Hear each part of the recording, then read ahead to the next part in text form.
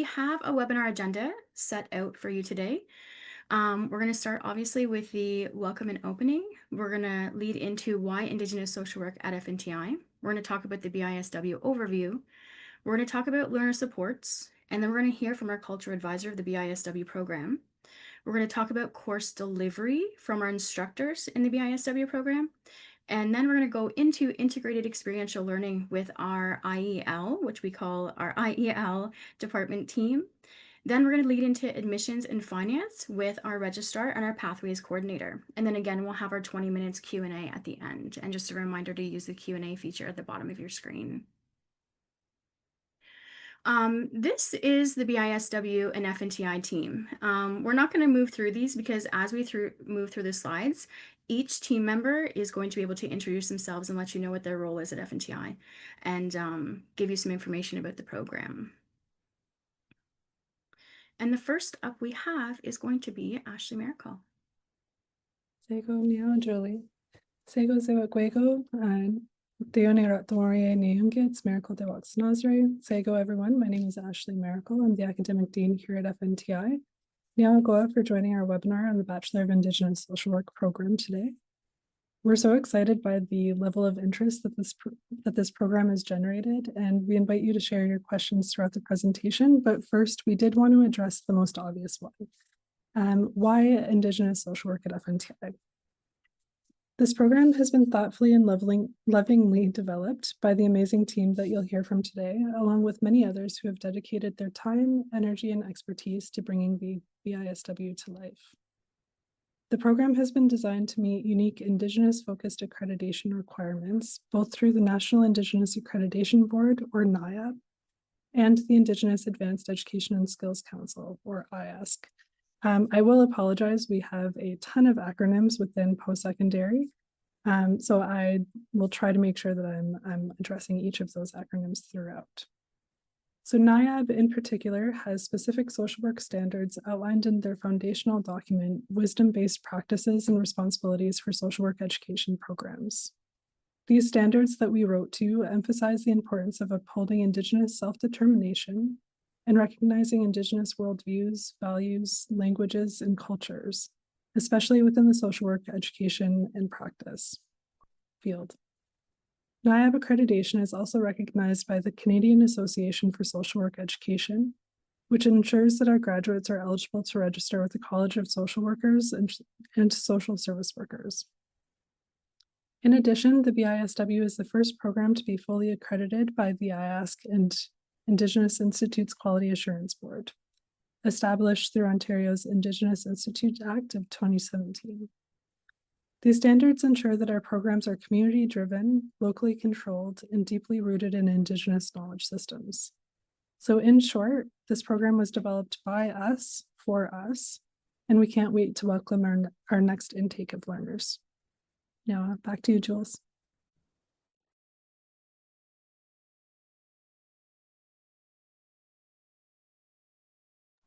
Jules, you're muted. Back it up. Every time. I muted to unmute and then I muted myself again. Sego Sabaguego Garundi Runta Yamyats. My name is Garundi Runta. It means she pulls from the forest, and my government name is Julie Brandt. My role here is the program manager of the Bachelor of Indigenous Social Work program. So again, welcome and thank you so much for joining us. We are so excited to be able to share the program with you and to be able to offer it for open applications. We're so excited and so thrilled. So super important to talk about course delivery requirements so that each potential candidate or learner coming to us for the BISW understands the depth in which the program runs and the commitment to the program. So the course delivery requirement, it's a 2-year length program. This is called the Advanced Standing Program. It has 20 courses that are spread out over 2 years. It is a hybrid delivery. This means that it will be a virtual delivery as well as an in-person. There's usually 1 or 2 in-person deliveries in Tyendinaga in each year. So you can expect to be in person with your peers in the classroom. Our delivery starts in September. Our first semester is September to December, and our second semester is January until the end of June. So essentially, the winter semester will run until July, the first week of July. So unlike some of our partnership programs, we do run a couple extra months in that second semester and the fourth semester. Within our course delivery, we have course codes. They're made up of 4C courses, social work courses, and IEL courses. The 4C are the Common Core Cultural courses. And we also have social work courses, which are weighted more heavily in social work concepts. And then we have the IEL, which we're going to talk about a little bit later. Give you a little bit more heads up on that one. Each course is 45 hours in delivery. And just give me one second. And we'll talk more about the delivery in the next slide. It is an intensive mode program. So attendance and participation and commitment is critical for success in the BISW Advanced Standing Program. So this is a breakdown of what each course looks like. So when you apply and you are registered into the course, this is what it's going to look like for you to come to class each week. So week 1 is your foundational week. There is 3 to 6 hours of synchronous online learning with an instructor that takes place in the evening of week 1. It can be either 2 evenings, it could be 1 evening. They happen between the hours of 6 to 9. And then you'll have 3 to 6 hours of independent work, which means that you're preparing for your live week that's coming up the next week. Week 2 is a 30-hour live week. It is a standard week of 9 a.m. to 4 p.m. Monday to Friday. This again can be virtual or in person in Tyendinaga. So learners are required to be in class for the entirety of the day of each day, Monday to Friday. The following week is week 3. It is a completion week. It could be or lead up to about 6 hours, potentially 3 hours in one of the evenings during that week to tidy up and tie up the course learning outcomes of the course that you're taking that month. And then you could also request during that week if you're struggling or if you need a little bit of additional support or some more clarity, some office hours with your instructor as per requested. That just gives you a little brief overview. And again, the Q&A is open if you have lots of questions. We understand that there is going to be lots of questions, but we wanted to kind of give you just an idea of what it's going to take for commitment-wise to be able to attend each course. And we're going to move on to learner supports. We're going to hand it over to Kayla and Tammy. Okay, so my name is Tammy Miracle. I'm your student success facilitator. I'm your first point of contact. So I will be by your side from orientation to completion. I'm part of the amazing wraparound support at FNTI. I will collaborate with the teaching team, the instructors, the cultural advisor, and I'll also be in your class during your foundation week, your live week, and your completion week. I can advocate for financial, mental health, and wellness.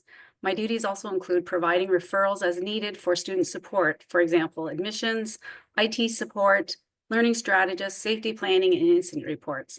I'm there to make your classroom safe. My role includes monitoring attendance and reaching out by email, text, or phone.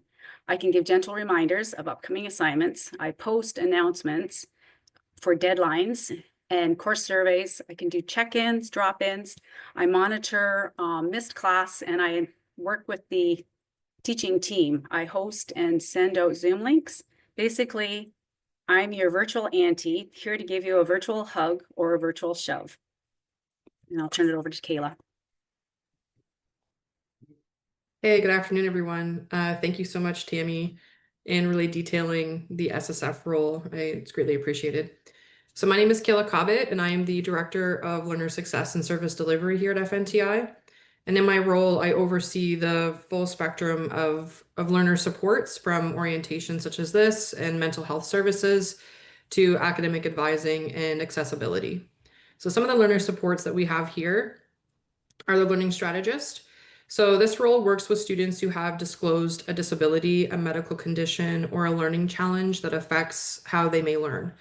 With a focus on strengths and solutions to assist learners with individualized strategies for success. There is an email for our learning strategist that I will put in the chat after my turn, and you can reach out if desired. Next, we have our pathways coordinator. Our pathways coordinator, as stated here, is someone who provides that really critical and timely support for new applicants, but also current students as well. And those could be students who are looking to explore transfer credits or pathway options, and there'll be more to that piece a little later. And then finally, we have our case management committee. So at FNTI, we really understand that you are a student, but also that as humans, life can happen. So this is a joint committee between our student services department and our academic team to work together on academic planning, retaking of courses, prevention, and also just helping learners to get back on track. So thank you very much, and I am going to pass it over to Blaine. Gwegwe, Ani, Bojo, Waste, Sewegwego, Iis Garunya de Jungyats, Dano Blaine Loft Jungyats, Dega Yentenega Rono Dano Wagatatuni. Hello and welcome everyone. My name is Skarunyadi. It means the other side of the sky. I'm Mohawk Wolf Clan from Tyendinaga, and I live and reside in Tyendinaga. And I am the cultural advisor for this beautiful program of Bachelor of Indigenous Social Work. As it's already been mentioned, we are very much based in our cultures, and even though we approach with the two-eyed seeing, we really rely upon our cultural teachings. So my role is in the classroom is that I attend all the live course sessions.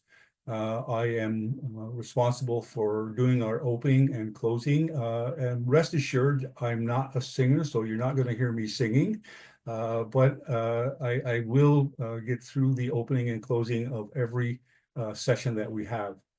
I worked for almost 20 years in social work here in Tyendinaga, working as the addictions worker, working in mental health, community mental health, as well as working as the working in child and family services. And so I bring that into my role here. And so what we do, or what I do, is I blend our cultural teachings with the modern social work concepts.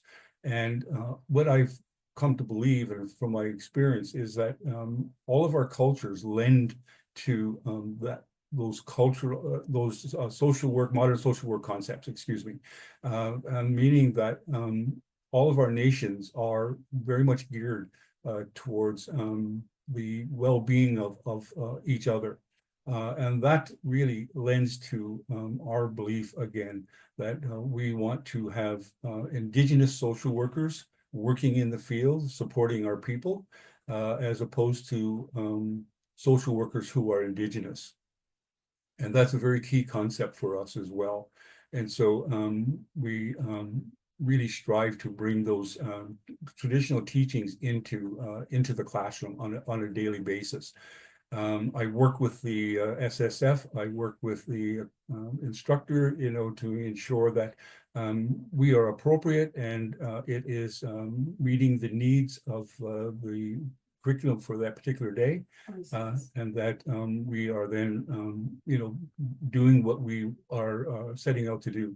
I have the opportunity to develop relationships in the within the circle, and that is part of my job, is to creating that safe circle, that respectful circle, and that nurturing circle as well. So I just want to close by saying that even though we are operating from Tyendinaga, and I am Mohawk here, that we also are very much aware that we have a diversity of people in our circle. And so we strive then, to bring other people, other speakers from other nations into the circle as guest speakers, as part of their culture, and encourage our learners also to look at other look at videos, look at readings from their nations to further their cultural understandings and cultural knowledge. So that's my role, and I am happy to be here and looking forward to meeting some of you next year. Yawa.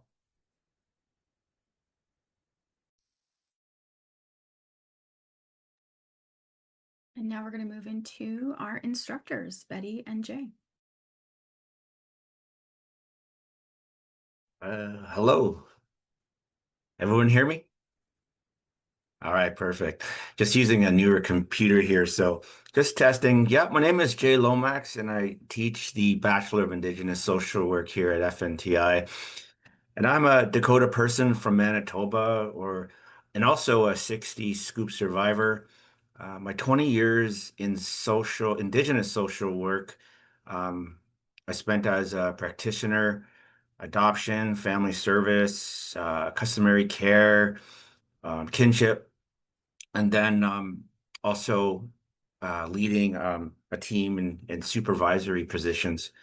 But we're driven by a need to fix a system that has harmed a lot of Indigenous families in Canada and across the US. These courses, which focus on anti-oppressive practice, will teach you how to clearly see the power imbalances and the historical oppression within systems like child welfare. And we use a holistic Indigenous approach, like the medicine wheel, as a guide for critical thinking and taking apart those colonial ideas that have been placed upon us. So our goal is simple, is to prepare you for the work and that respects family rights, autonomy, and no matter where you practice, including the skills that I gained working in education, corrections, uh, I worked in the courts and Gladue Court, but also most importantly within the social work realm. So if you're looking for a challenging and ethical, meaningful career, you're definitely in the right place. So glad to meet you. Miigwech. Sego, Sewaguego, Betty Young Yucks, Carbonate de Waxanazare, Taindanega Nidi Wagenu, Dano Wagatahuni. It's a great honor to be here with you, sharing in this incredible program that has been created for us by us. I wholeheartedly believe in the vision and strength of this program. The BISW program is intensive and requires commitment, as do all worthwhile endeavors. As one of your instructors, my role is not to only educate, but also to support you throughout your learning journey. I'd like to highlight the team approach we use at FNTI. We work collaboratively, the instructor, the culture advisor, and the student success facilitator, to ensure you're supported in every aspect of your studies. Our program is grounded in Indigenous worldviews and practices, and we uphold Indigenous ways of knowing and being. We take a relational approach, recognizing the importance of building respectful relationships that sustain each of us, and of course, all of life. We strive to maintain a balance within the social work practice by emphasizing holistic approaches, experiential learning, and land-based education that centers Indigenous knowledges as pathways to healing and transformation. In closing, I'd like to reiterate the honor it has been to be a small part of creating and delivering this incredible program. The BISW program is an amazing program created for us, by us, and we will be honored to walk alongside you on this journey of learning, growth, and discovery. Nyawa. Nyawa, buddy. We are now moving into the experiential learning.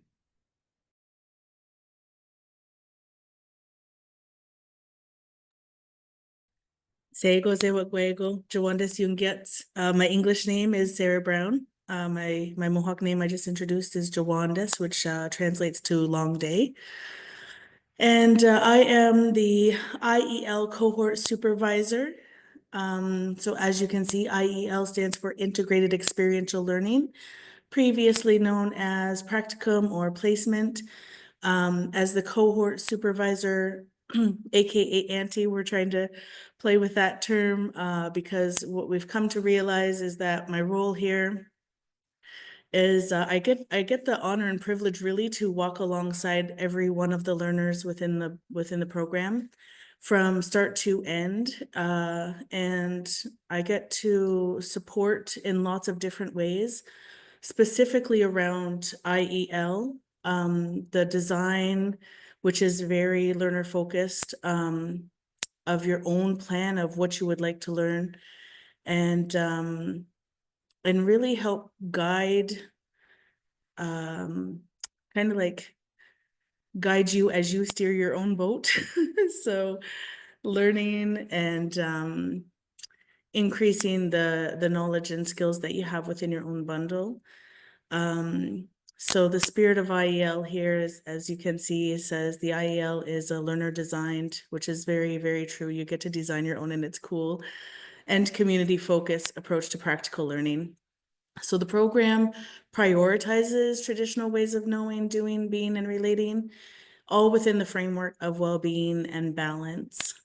I'm going to pass it over to Alicia. Annie, good to see everyone. Well, not see you, but know you're here. Thank you for coming. My name is Alicia Peppel. I work in experiential learning for our degree programs, looking at all the different ways that we can honor the ways that we have learned and taught traditionally. A little note about IEL. There are many ways to teach and learn, each rooted in relationship and responsibility. In this program, learning honors both Indigenous ways of knowing and doing, explored through coursework, and Indigenous ways of being and relating, experienced through integrated experiential learning. IEL bridges what is learned in class with what is lived in community. Through reflection, mentorship, and engagement with land and culture, learners will connect theory to practice in ways that are purposeful, personal, and transformative. Julie, the next slide, thank you. So block placements are not required. Instead, learners co-create their IEL journey in collaboration with the FNTI teaching and learning team and their IEL cohort supervisor, Sarah. Designing experiences that align with your own learning intentions, community responsibilities, and personal balance. Learners are encouraged to choose where, how, and with whom they will focus their learning journey, weaving practice into their lives in ways that reflect reciprocity and connection. Hours may be completed in increments that suit your individual circumstances, ensuring that experiential learning remains responsive, relational, and grounded in integrity. Miigwech. And now we're going to move into applying for the BISW Advanced Standing Program. The unmute button. Okay, sorry about that. Oh. Sorry, I just wanted to jump in quickly before we move forward. Sorry about that. One of the things I wanted to just make mention of is the how we prepare for IEL. As you are thinking about applying for this program, some of the things that you can think about, I want you really to take time to visit the website. We have some Q&As within there that will help you understand IEL a little bit more.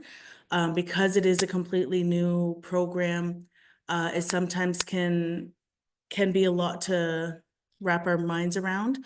But when you're thinking about moving forward and how can I prepare for IEL, really thinking about what is it that I want to learn? What is it that I already know? What am I bringing into this program with me as part of my own knowledge bundle and skills? But also really thinking about, like, who do I know? Who do I look up to? Who do I want to connect to learn new skills? And really just focusing on that you can look at it in different ways, in that traditional ways of knowing, but also in terms of social work skills as well. So I just wanted to add that on before we move on. Thank you. Amazing, Sarah. Thank you for adding that. Okay, we are now moving on to applying for the BISW and the Advanced Standing Program with Sarah and Abby. Thanks so much, Julie. I'm Sarah Mignot. I'm the registrar with FNTI, and so happy to be here today with Abby Peppel, our admissions pathways coordinator. So Abby's going to speak first about some of our admissions requirements, and then I'll speak a bit to financial aid, and we'll make sure to try to answer a lot of the questions that we're seeing in the question and answers section at the end of the presentation. We're happy to see all the enthusiasm, so we'll address those questions, but I'll turn things over to Abby to start. Ani everyone, Abby Indigenous, Gagego na Dodem, Anishnabi Ashijagana Shigwayandao, Halliburton and Diane. My name is Abby Peppel, and I'm the Pathways Coordinator. I'm going to touch on our admission requirements today. I know there's a lot of details. Just remember that all of this information is available on our website. The first that I'll touch on here is that the fall 2026 intake for BISW is an advanced standing pathway, and there's no PLAR, so that's prior learning assessment and recognition or transfer available at this time. One of the first requirements is a degree in the humanities, health sciences, or social sciences, or a diploma in social sciences work, mental health and addiction, or other relevant program from a recognized Indigenous institute, college, or university with an average of a B or 70%. If you have questions about whether or not your degree or your diploma qualify, please reach out to recruitment@fnti.net. The next requirement is a resume. And your resume should demonstrate at least 2 years of paid experience in the social service field. Or if you don't have this requirement, you could submit your resume along with a portfolio that demonstrates relevant life work experience. Again, this portfolio is not a requirement, but could be a supplemental option if you don't have that paid experience. And if you have any questions about that piece, you're welcome to connect with recruitment@fnti.net if you'd like to explore this option further. And a note as well is that resumes should also include some contact information so that it can be verified. The next piece that I'll touch on is your letter of intent. Sorry, that's on the previous slide, Julie. Thank you. So that's a maximum of 500 words that outlines your reasons for applying to the program. So this could include your professional goals, your commitment to your community, your nation, your personal goals. It's really your opportunity to tell us, what you have in mind with this program. And you can note here that supplemental multimedia submissions are welcomed, but they're not required. So reach out to recruitment@fnti.net if you'd like to provide a multimedia submission. Next slide, please. Thank you.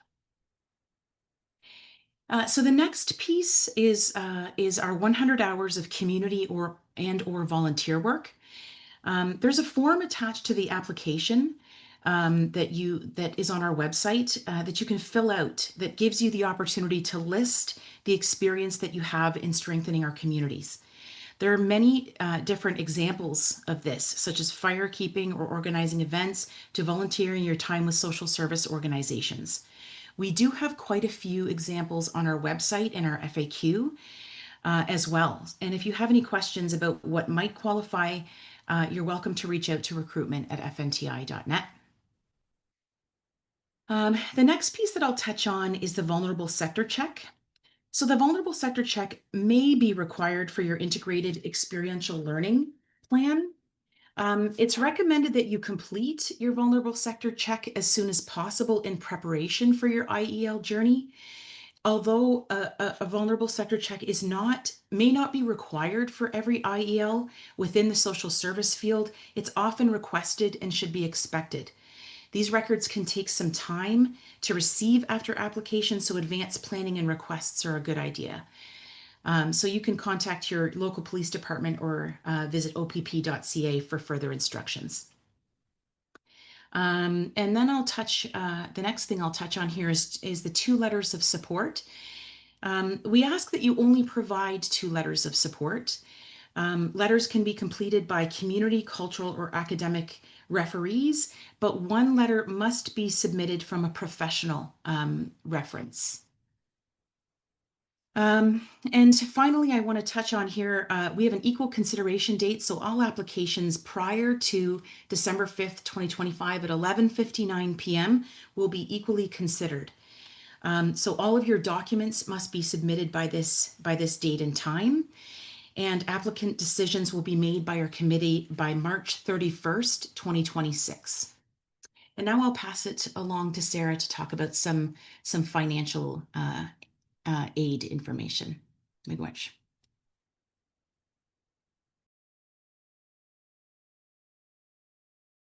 You're just on mute, Sarah. Julie, I'm just like you. Okay, thanks, Abby. I'll start again here. I'm here to provide a quick overview of how things that you may want to consider when you're thinking about funding your BISW studies at FNTI. Looking at what's available, what's coming, who to contact for support. We've got a team of people ready in the registrar's office to be able to help with those kinds of questions, and hopefully the information shared here today will help you too. The BISW program is OSAP eligible, which means you can apply for government student assistance to help with tuition and living costs.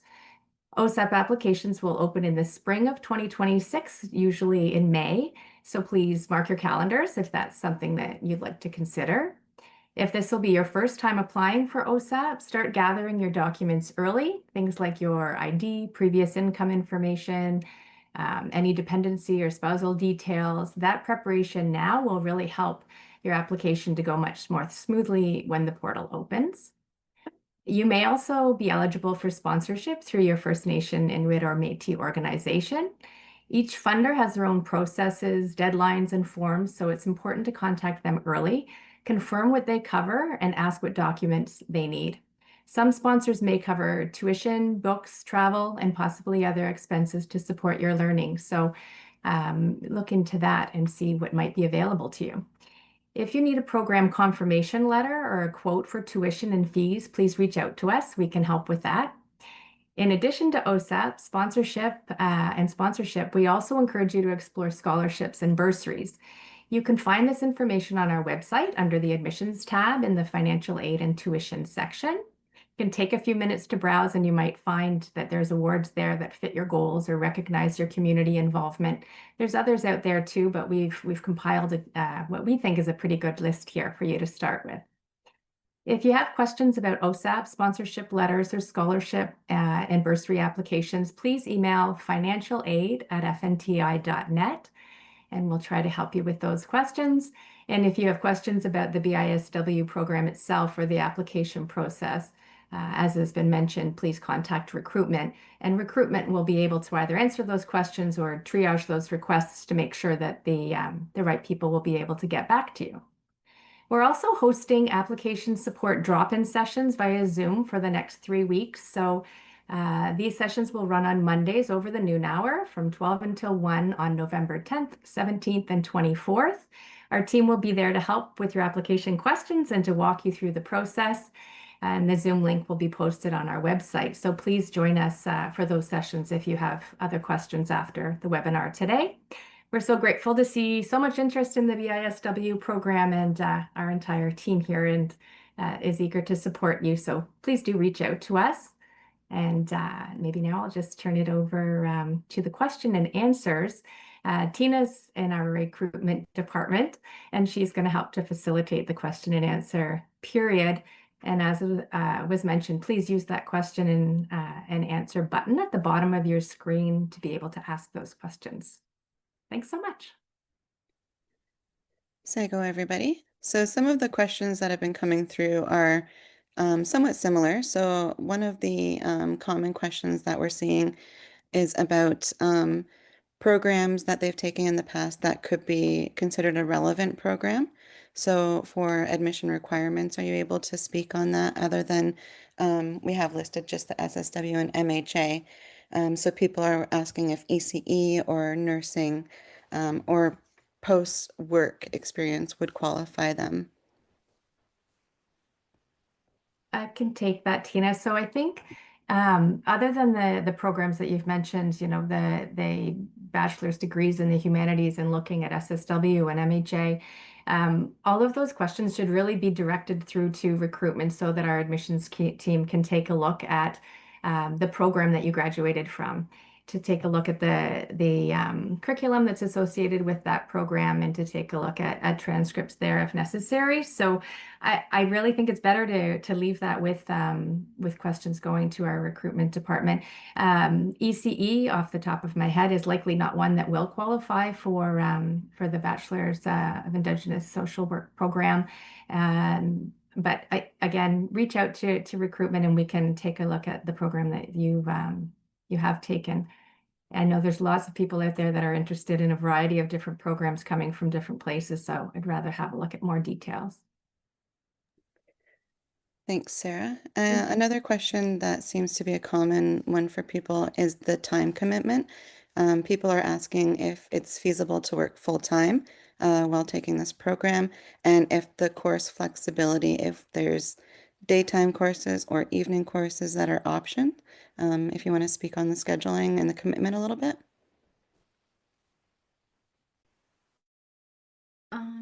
I can take that piece. So it is an option to work. And we have many of our students, actually, I think all of our students in the BISW currently that are all full-time employees. The pre-intensive week, the post-intensive week, and the live weeks are not optional for attending. Attendance is a must. We do have the post and the pre-intensive week, that's week 1 and week 3. Those will be evening sessions from 6 to 9, and they're going to be virtual. They'll always be virtual. They're not required to be in person. So that first 3 to 6 hour week, and then the third week, the live week will be in person in Tananega, or it will be virtual like we spoke about, and those hours are 9 to 4 Monday to Friday, and so those are not optional. You have to attend to complete the 45-hour week to gain the credit for that specific course. But every learner that we have currently in the BISW program all are full-time employees with family commitments, community commitments, and we do recognize that, and the course has been built for people, mature students that are in the field currently. Another question would be, when is the next intake for this program?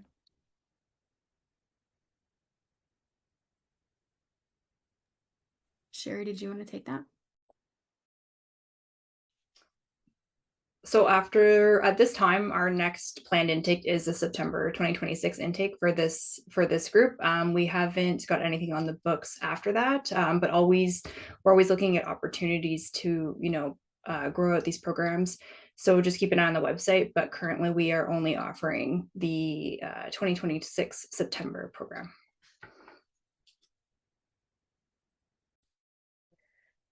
Thanks, Sherry. And another one would be about the volunteer hours.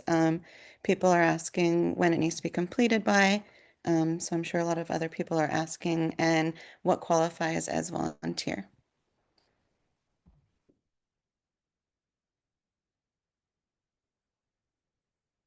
I know we do have examples of that in the FAQ on the webpage, but if someone's able to just speak to that a little bit.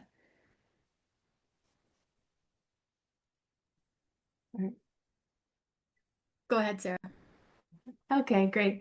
Yeah, I think there are some good examples on the website for people to have a look at, but we're really looking for volunteer work where you can demonstrate that you've been in a position where you've been able to make an impact in strengthening Indigenous communities. I think there's all kinds of variety of work out there that people have been doing. So if you're looking at, you've worked in a food bank, or you've worked with a social service agency, or you've been able to participate in all of the examples that Abby provided when she was speaking earlier within your own community, that absolutely counts as volunteer work. But if there's other work that you've done that you think may or may not qualify, talk to us about it. Please reach out to recruitment, and let's have a conversation about the work that you've been doing, because there may be a connection there to the social work program.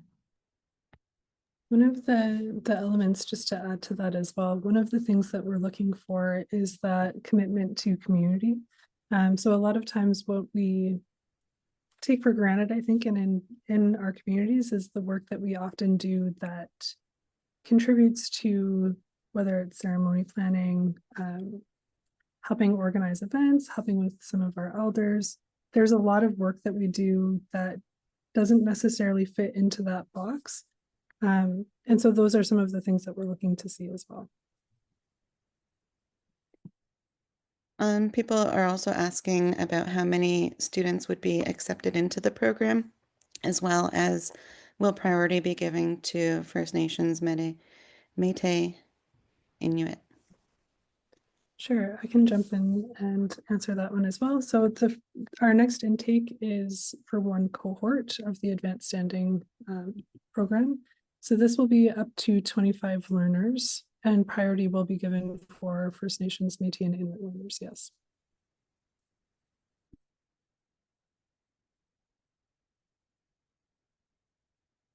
And I can answer this one question. People are asking about the volunteer form. When you apply online, the form will be emailed to you as one of the documents that you would fill out. It's an online form. You just click the link, you download it, you can fill it out if you want to fill it out by hand, or you can fill it out on the computer. And then you just upload it into the supporting documents section that is provided to you when you apply as well.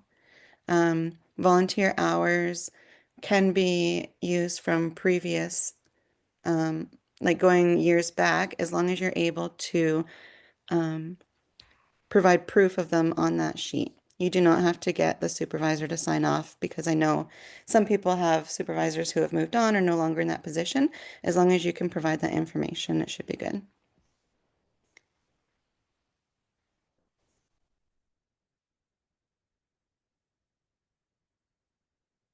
Another question is about the letters of support.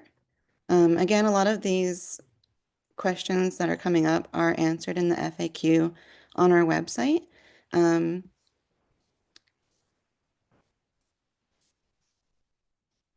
Sorry, there's stuff moving around and I'm losing my slide.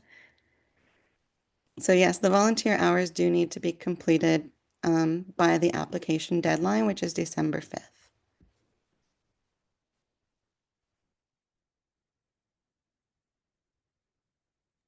I think also I just wanted to add, important to note that this is a very competitive program, and the applications will need to be completed in its entirety. So really important to get that all of your paperwork and all of your application requirements in and on time, so that you have equal opportunity to be considered for the program. But just wanted to throw that out there, that it is a competitive program at this point, and also that it is a rigorous program. So it's really important to, take a peek at where you're at and the amount of time it takes and the commitment it takes to the program, to if it's a good idea and if it's something that you're ready to do. And we're always here again just to answer all of your questions and support you through that and your learning journey while you're here. I'm not sure if this has been answered or not, but I'm just trying to go through the questions as well. And there's a lot of questions about previous co-op hours or hours from classes, and if those would count towards community and volunteer hours. I don't know if we kind of answered that, but I don't know if there's something for that someone would like to speak to.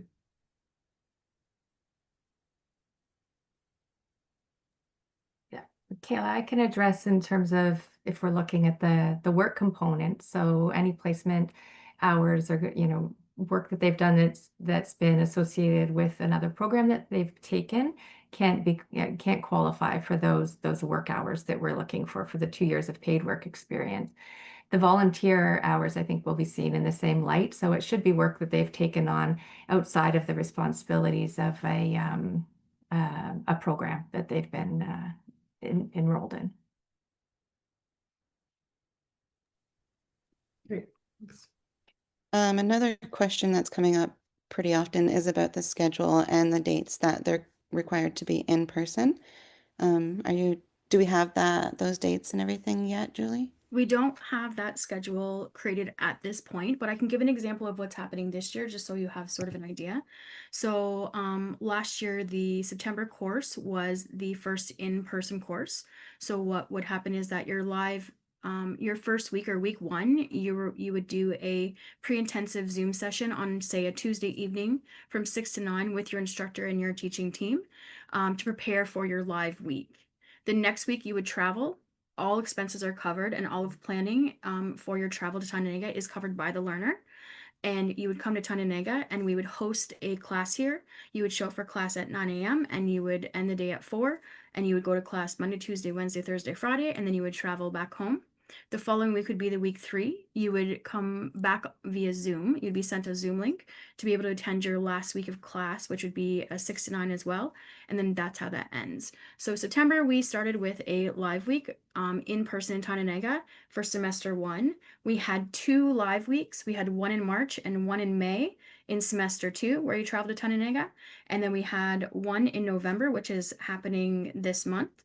And then again in semester 4, we have one live week in person where you're here in Tananega as well. So again, all expenses and all planning is up to the learner. So you would find your own hotel, you would navigate your way here, and you would spend the time in the class with your entire class and the teaching team at a location that we have to deliver that course specifically. The other classes starting in December and ending in end of June, first week of July, the rest will be delivered virtually, which means that you'll be at home on your screen like this Monday to Friday, 9 to 4.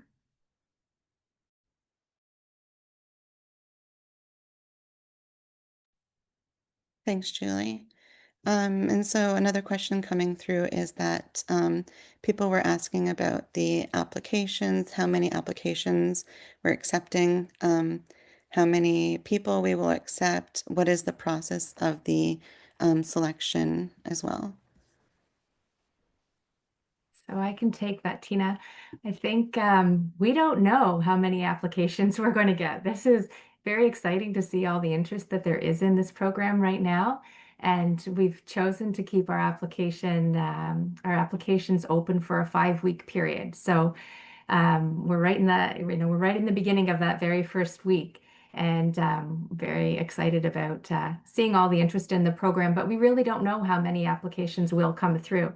We can promise you that we will look at every application that is submitted in its entirety. So if all of the application pieces are received by the deadline, by December 5th, we'll have a look at all of those applications, and that's our equal consideration date. So all of those applications will be reviewed by our admissions committee, and the process there is looking at the application in its entirety. So we're looking at, do you have the prerequisite program? This is an advanced standing program. So we're looking at if you have a diploma or degree that qualifies.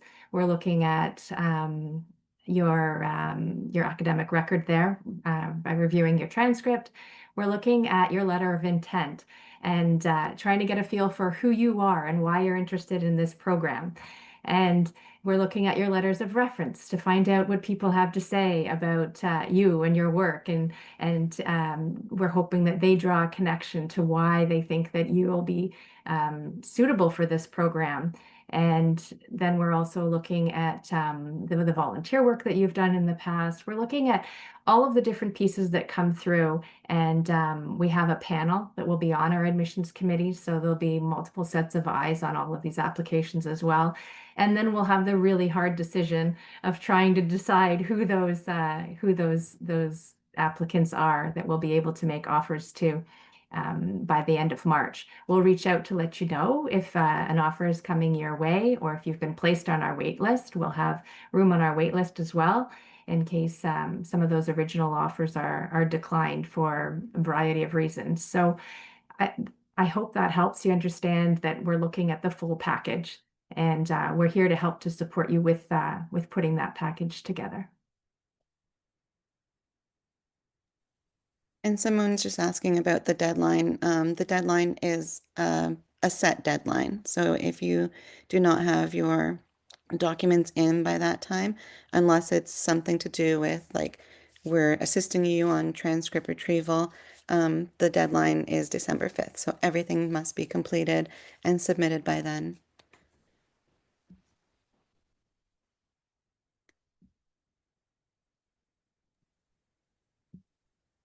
Just really quick, another common question that seems to come through is if they're current students and they are still in their program when they apply, if that is okay, or if they need to be fully completed their program before they can apply.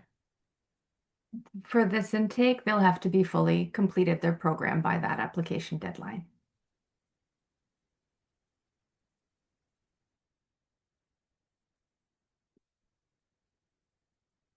Okay. And then another one that's mentioned a lot is about that I've answered is about accommodations. So as mentioned already, it is the responsibility of the student for accommodations while they're attending in-person weeks, but there are places to stay that are near Tyndonega. So the SSF Tammy here can help compile a list of different accommodations so that you're not completely on your own trying to sort those pieces out. So there is assistance in finding those pieces, but you are responsible in the end for booking and payment. Amazing. Well, it looks like we have reached our time. It is 12:58, and it has been awesome to be here with you all and to be able to offer some information about the program. And just a couple reminders that the website is updated and has a lot of information that will answer the questions that have been put in the Q&A. And also, if you do have more questions about the application process, recruitment at fnti.net is available to you, and also the next few Mondays coming up too as well. So please attend that, and you'll see the link on the website. We're all here to answer any questions that we can. And again, if you start off with the recruitment email, they can be directed to whomever is the best to answer those questions for you. So I want to thank you so very much for spending your lunch with us. And we're thrilled and we're excited, and it's been a long time coming in. The whole team that you see here has done a lot of work to create this program. And again, you'll hear a lot for us, by us, and that is really important to us, that we are creating something that makes sense for us and is delivered in a way that makes sense to us. And so I can't wait to see the new faces in the program, and just apply and take the chance and see where that goes. So thank you so much for coming. And yeah, we look forward to seeing the new people in our program in 2026. Thanks again, guys. Thanks, team.